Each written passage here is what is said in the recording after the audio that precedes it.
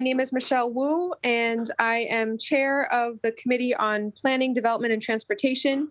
I welcome you to our hearing on several dockets related to transfers of property and grants through this committee.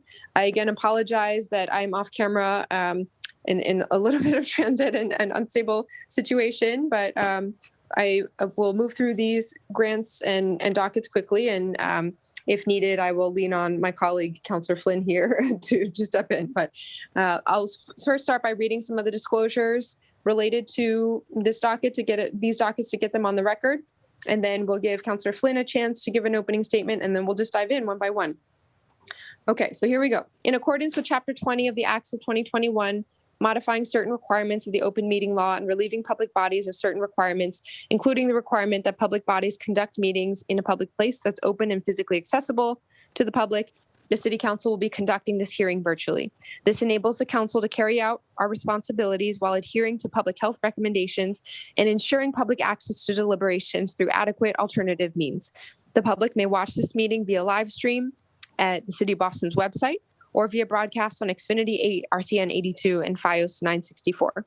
This public hearing is being recorded and live streamed, as mentioned, and will be rebroadcast later as well. Anyone that would like to testify on this matter, please email juan.lopez@boston.gov for the Zoom link. Today's hearing is on dockets number 0726, 0812, 0813, and 0814, which I will read into the record. Please bear with me. Docket number 0726, message in order for your approval to declare surplus city-owned former Commonwealth of Massachusetts parcel and transfer the care and custody, management, and control of said property to the Public Facilities Commission located at Melnea Cass Boulevard in the Roxbury District, Ward 9, parcel number 01968010. Docket number 0812. Message in order authorizing the City of Boston to accept and expend the amount of $239,000 in the form of a grant for the 2021 Transportation Construction Grant awarded by the Massachusetts Gaming Commission to be administered by the Transportation Department. The grant will fund the Lost Village project in the Charlestown neighborhood. Docket number 0813. Message in order authorizing the City of Boston to accept and expend the amount of $200,000 in the form of a grant for the 2021 Transportation Planning Grant awarded by the Massachusetts Gaming Commission to the Transportation Department. The grant will fund a portion of the design cost under the Tetra Tech contract for the Sullivan Square, Rutherford Avenue project. And finally, docket number 0814. Message in order for your approval of an order authorizing the City of Boston Conservation Commission to receive a property located at Morrison Street, unnumbered, in the Roslindale neighborhood of Boston and identified by the City of Boston's Assessing Department as parcel identification number 200516500. These matters were sponsored by the mayor and referred to this committee on June 6, docket number 0726 on June 6, 2021, and the rest of the dockets on June 23rd, 2021. I am joined by my colleague, City Councilor Ed Flynn, who I will ask to, if he would like to give a brief opening, and then we'll pass it over to the administration.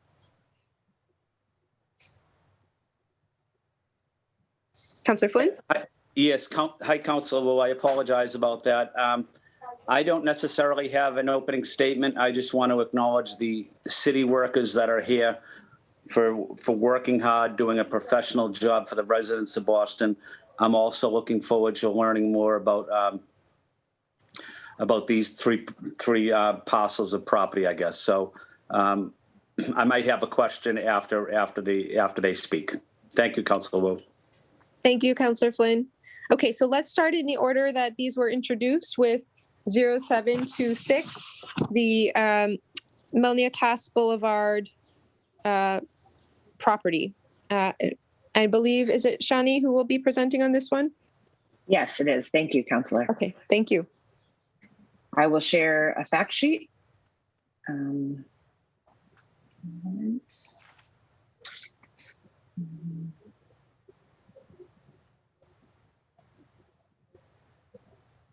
My apologies for the delay.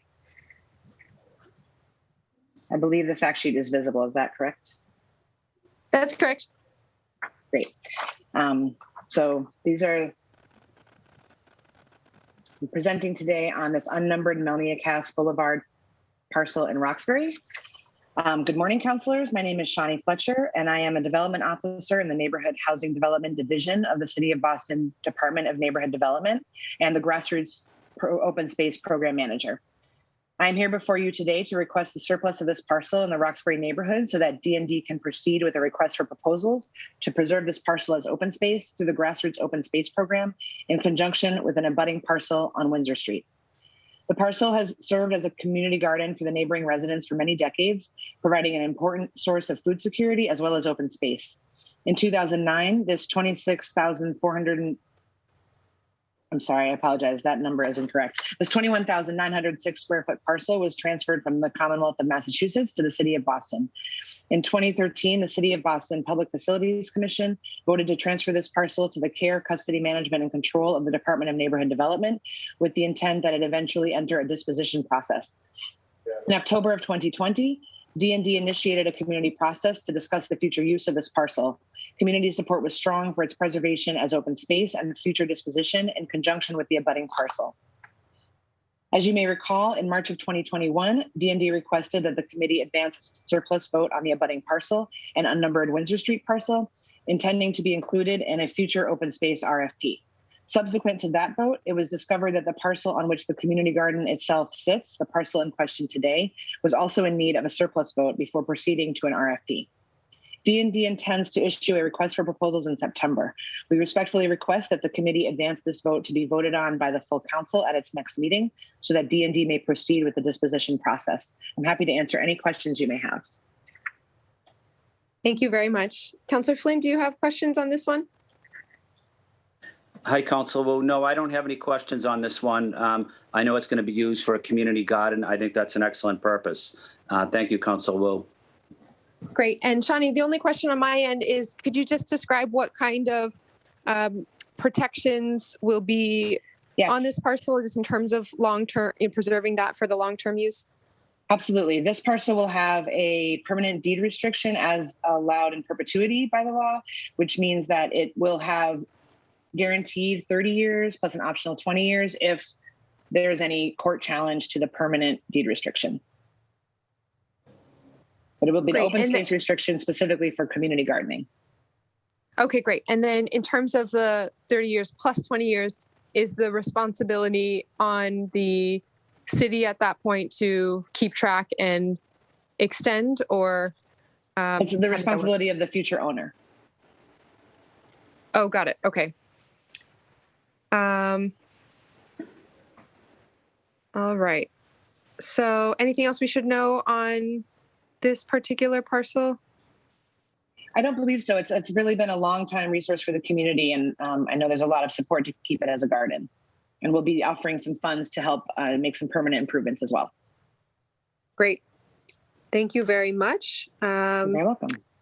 We will move on now to, it looks like we could bundle together 0812 and 0813.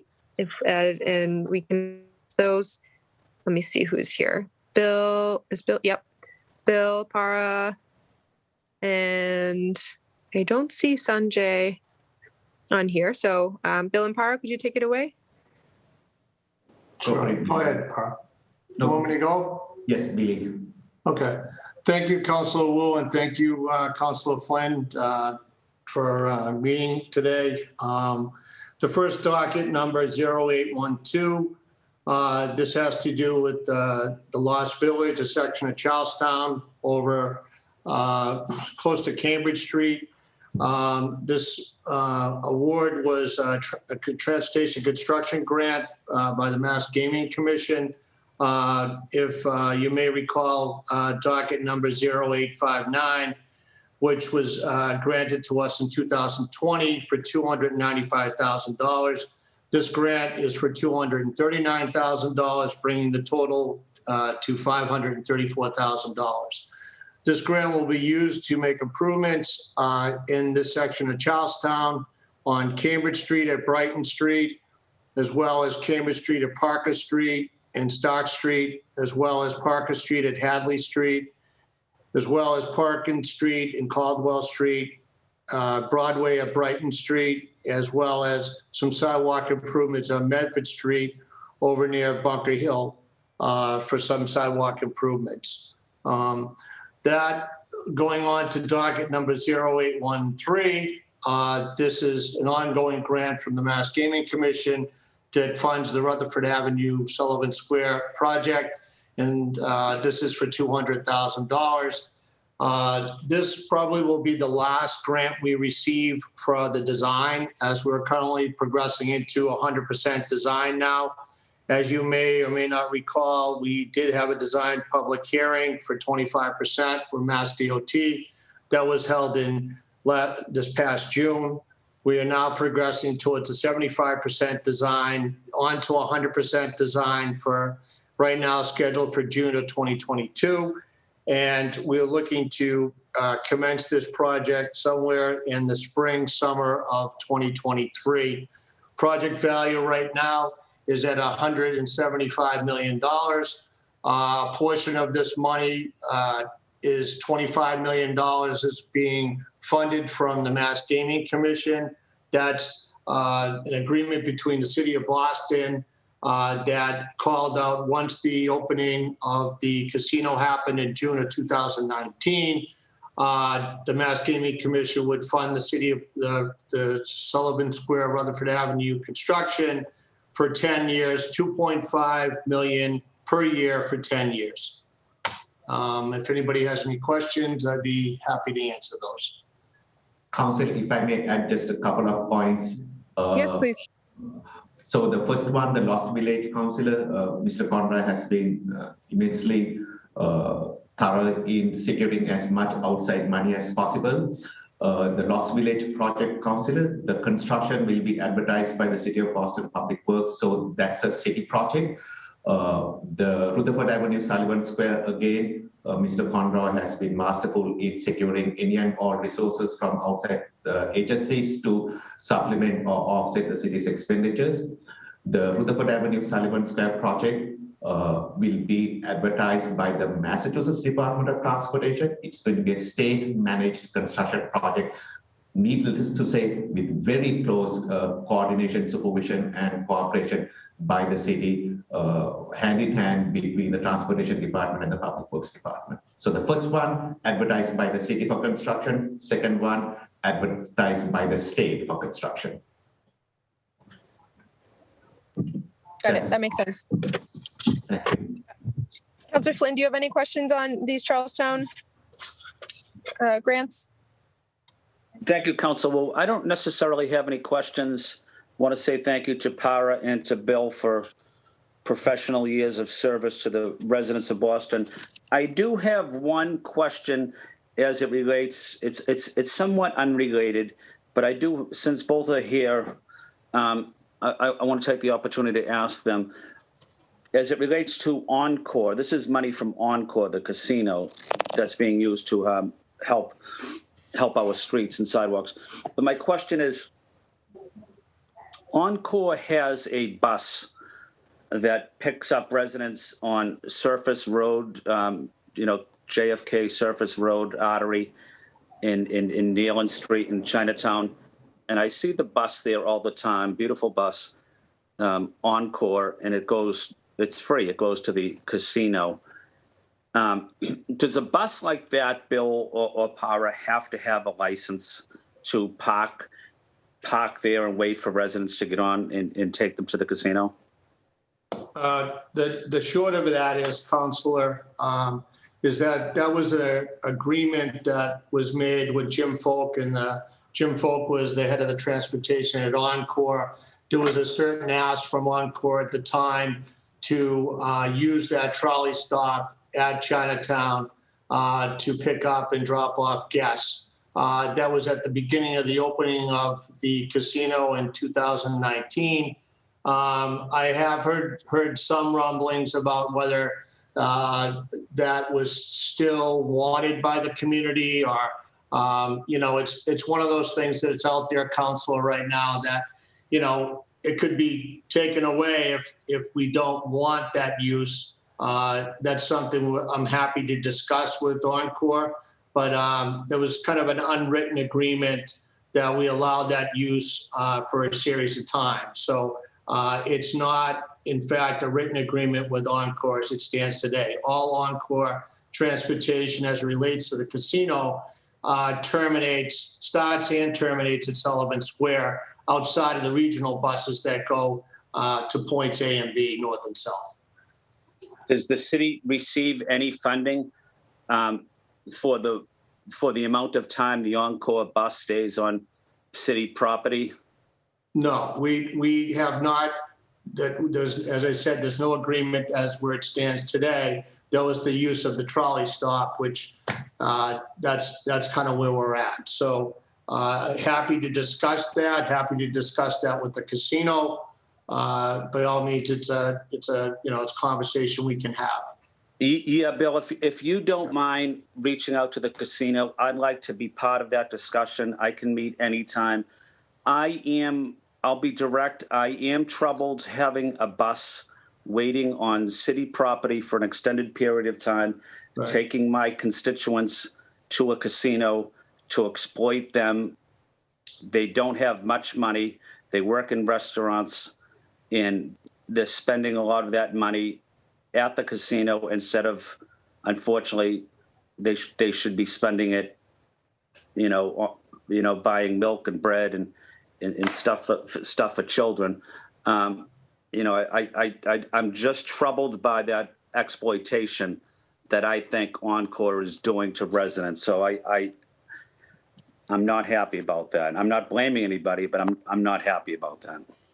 Okay, that's fine. We can, I can reach out to their transportation people, and we can, we'll have a Zoom call on that. If Councilor Wu, if you want to join us and others, by all means, that's fine. And I know of another bus also that's over on Dorchester Ave as well. So maybe that's just the start of discussion of where we want to go with that. Okay. Thank you, Bill. And yes, please, you, Bill. I'll make sure that I'm looped in through Ed's office. Would love to at least send a member from my team to that Zoom meeting if possible. Okay. Sorry to interrupt you, Ed. No, thank you. Thank you, Bill. Thank you, Para.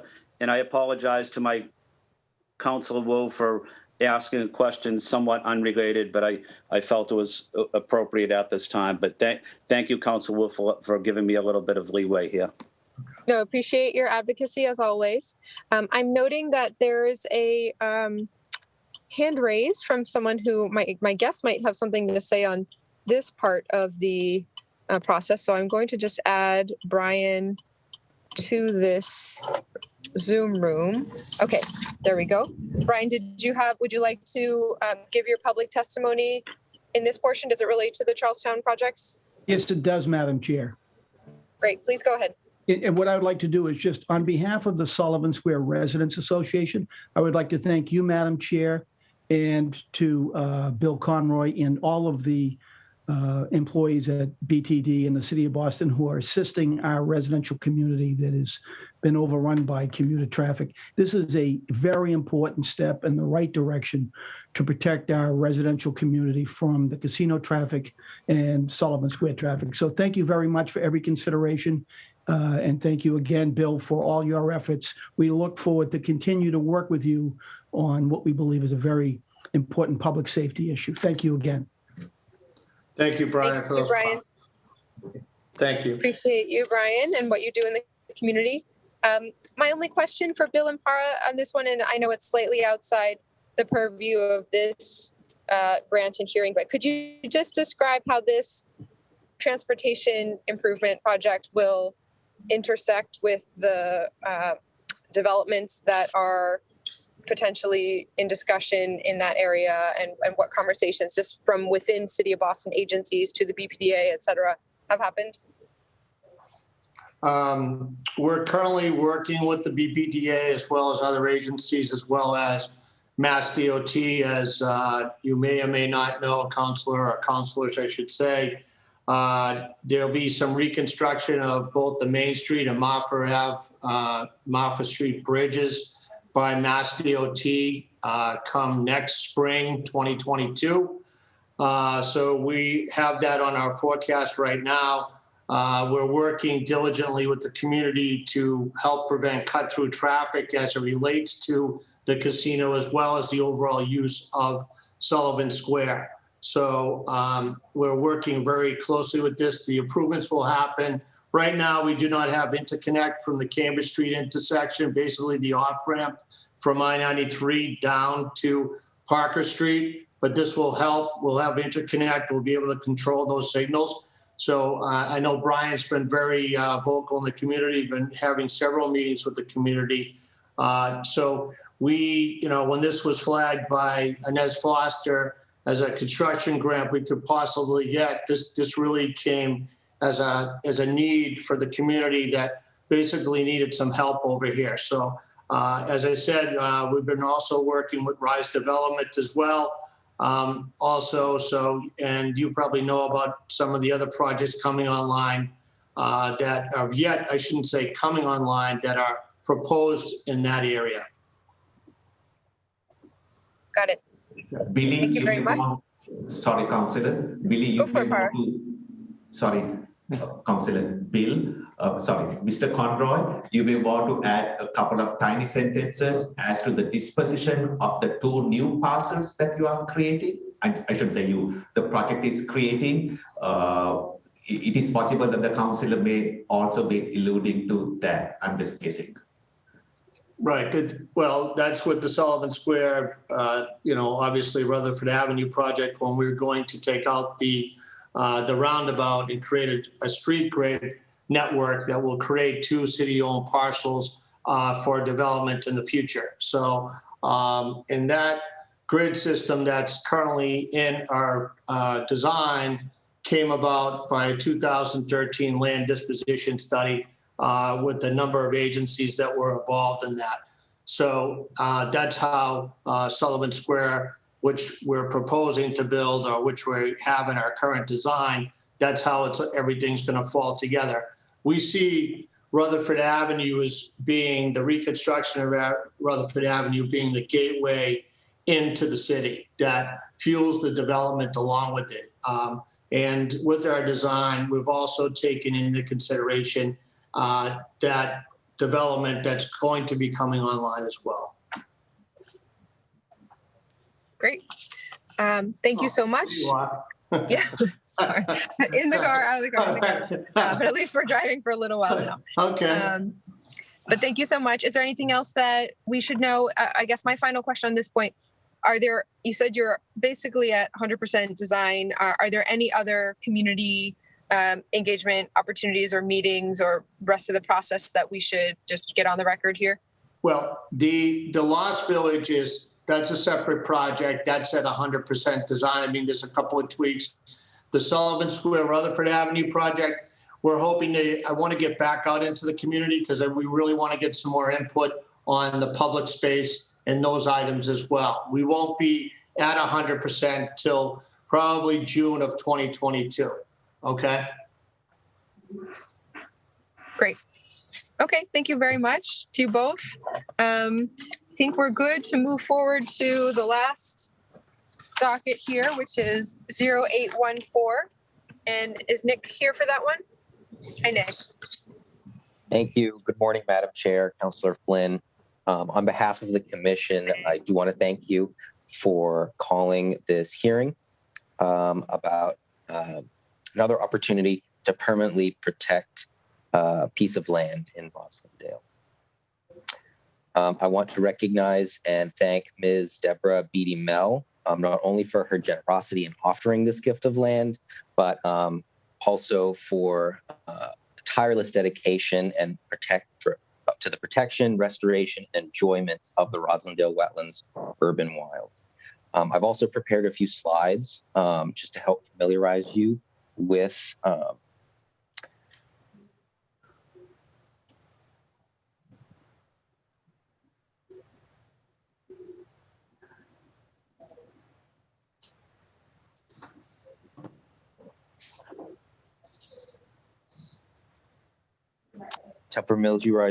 where the parcel is located.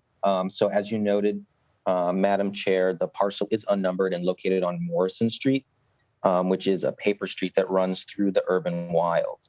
And based off of the most recent survey of the wetlands, it's actually part of the upland buffer. And buffer zones are not just important because they buffer wetlands, but they're important in and of themselves because they act as a screen to the wetland by removing sediment and excess nutrients from stormwater runoff. They protect the wetland from edge effects caused by existing or proposed development, and also provide critical wildlife habitat for any species that call the wetlands home. And so with that, the commission is very excited at the prospect of receiving this gift of land, which permanently protect it for conservation and passive recreation purposes. And I'm happy to answer any questions. Great. Thank you very much, Nick. Councillor Flynn, do you have questions on this one?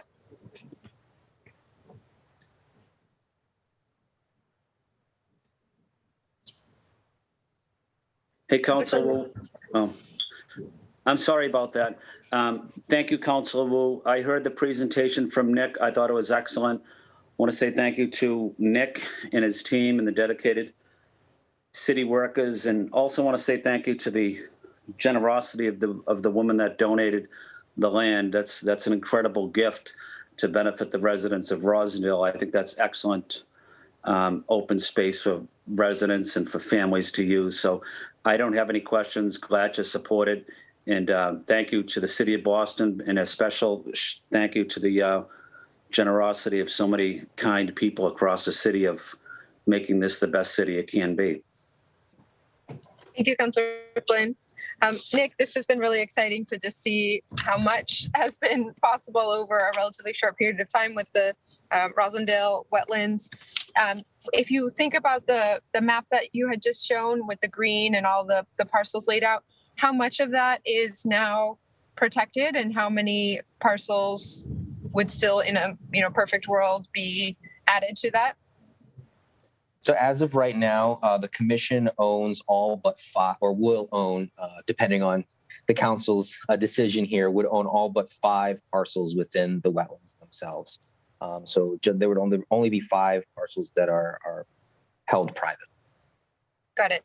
And I know we engaged in this a little bit last time around when we were talking about this, but in terms of the resources that you all have to manage, what kind of maintenance is required for these parcels, and what resources does that involve on your end?